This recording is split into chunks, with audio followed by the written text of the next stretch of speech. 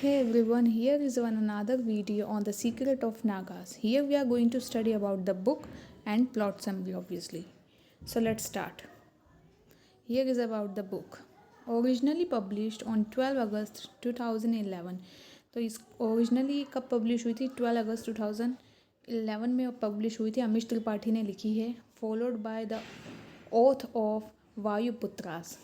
Genres इनके हैं novel, fantasy fiction, fairy tale and high fantasy. Okay, and then preceded by the Immortals of Meluha, क्योंकि Immortals of Meluha पे ही based ये एक story है. Then cover artist इसके हैं Rashmi पुलत्स्कर.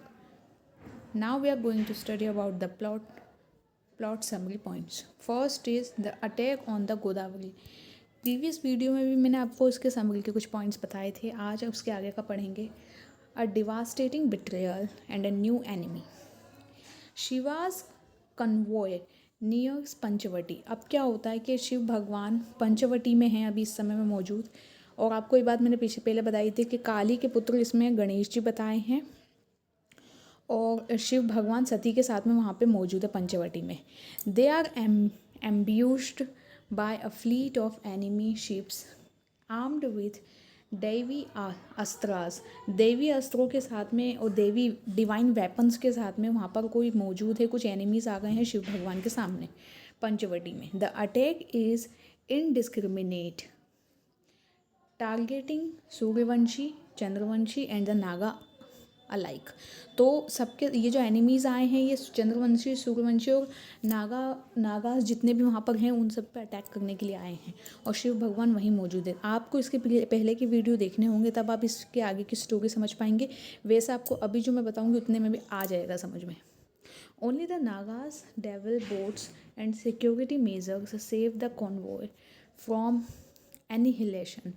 The assault reveals the presence of powerful, unseen adversary capable of uniting disparate enemies against a common threat. अब वहाँ पे enemy वो एक्चुअल में कौन है ना, इसके ऊपर डिस्कशन किया है. The attack forces Shiva to reconsider his alliances and the true nature of evil.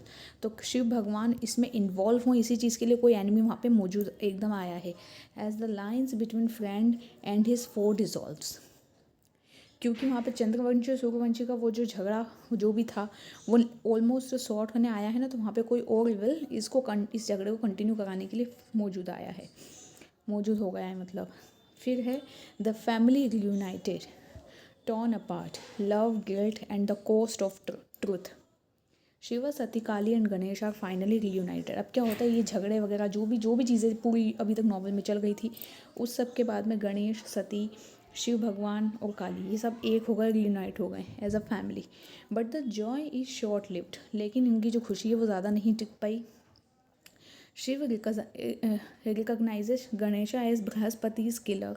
अब भगवान शिव को पता चल जाता है कि गणेश ही बृहस्पति का किलर है. एक्चुअल में अब है कि नहीं ये तो अभी तक भी इस स्टोरी में नहीं बताया है.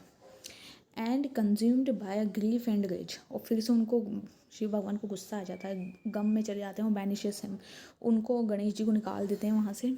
सती is torn between her husband and her son. अब सती को समझ में नहीं आ रहा कि वो हस्बैंड की तरफ देखे कि बच्चे की तरफ देखे. Forced to confront the consequences of secret and lies. अब उनको कंसिक्वेंसेस मतलब क्या, परिणाम. उन परिणामों के जो सीक्रेट है मतलब और जो झूठ हैं उनके बीच में वो अटकी हुई हैं कि क्या करना है. The family's pain mirrors the larger wounds of society as a personal and a collective histories of betrayal, abandonment and injustice come to the fore.